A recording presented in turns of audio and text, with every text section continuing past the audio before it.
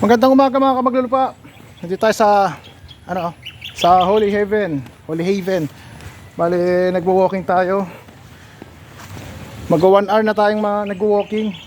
Matagal tayong hindi nakapag-workout kasi na busy tayo. Gusto ko lang i-flex to. Matagal ko nang nabili to. Yung sweatsuit. Maganda to kasi kahit yung sobrang init na siya, hindi masakit yung tama ng araw sa katawan. Hindi tulad ng mga yung nabili ko dati, yung parang garbage bag, yung kulay itim. Kung nanonood kayo ng mga vlog ko, pag yung mga ganitong oras hindi na kayo makapaglakad kasi masakit na sa balat. Pero ito, napakaganda nito.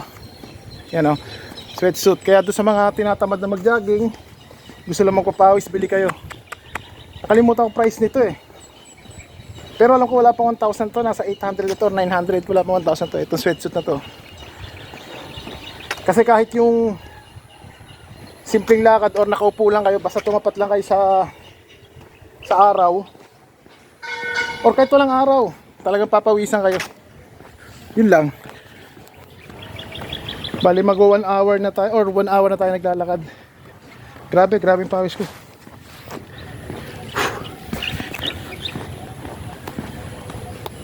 Doon sa mga matataas ang BP or may sugar, kasi ako tumaas din yung BP ko, talagang mataas, nag 160. 160 over 90 ata yun. Yung mga ganun kailangan na mag-maintenance, pero naisip ko parang sobrang bata 43 na ako parang may ibang paraan pa para wag ka mag-maintenance. Kaya ang ginawa ko noon, tinigil ko yung smoke, tinigil ko yung pag-inom, although dati natigil ko yun pero nagbalik pero ngayon totally tinigil ko na. Tapos nag-workout, lightweight lang, walking, jogging, running, ganoon. Tapos kontrol sa pagkain, ganun yung mga ginawa ko nun. Tapos nabawasan ako ng 5 kilos. Pero wag kayong sa mga matataba na tulad ko, wag kayong mag-focus na magpapayat. Kasi nakaka-stress yun Nakaka-stress yun. Mag-focus kayo na maging healthy. Ganon. Ngayon pag nagbi-BP ako, ang BP ko na ngayon is nasa na lang, 120 over, minsan 77 sobrang baba. Yes. Ganon na lang yung BP ko. Sugar, wala naman ng sugar Cholesterol, wala naman. Oo. Yun, kaya kasi hindi sa nanghinayang sa pang maintenance, kasi pag mataas na talaga, siyempre pa nagkakaedad ka na, pag tumaas yung dugo mo, wala kang magagawa kundi mag maintenance. Kaya alam, may paraan pa pala, may paraan.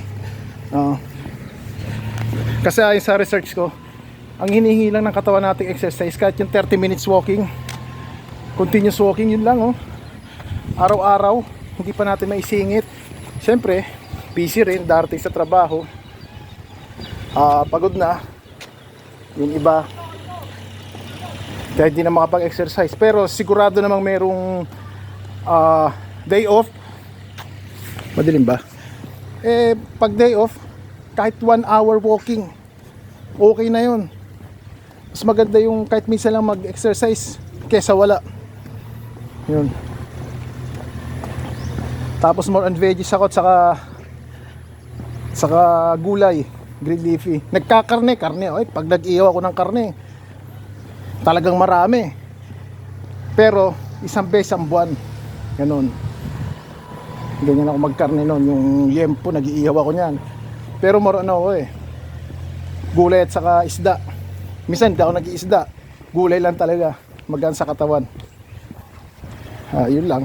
Actually, ang gusto ko lang i-flex ito kasi gusto kong i-share para sa mga tamad mag-exercise. Ito yun, mabilis kayong pawisan. Kahit yung suit nyo, labas kayo ng bahay, walis-walis kayo sa harap ng bahay, okay na yun. Papawisan na kayo dahil dito. Kahit yung simpleng lakad lang. Yun, ganun po. Tingnan nyo yung training ground ko. Ganyan lang walking lang ako, 1 hour, okay na, kumpleto ng umaga. Tapos magluluto. Pagkaluto ko kakain pa ng halian, idip ako ng 1 hour to 2 hours para makarecover yung katawan ko. Ngayon, pag okay ulit, mag-gym ako ng light. Ganun lang. Basta ang tip ko sa mga matataba, huwag kayong mag-focus na pumayat kayo kasi hindi naman biglaan yan eh. Mag-focus kayo na maging healthy. Yun lang. Ganun lang. Okay. Mga maglalaba, tingin ko saktong 1 hour na ako naglalakad. Ng pabalik-balik. Hanggang dito lang ang vlog ko. Sana may natutunan po kayo. Maraming salamat.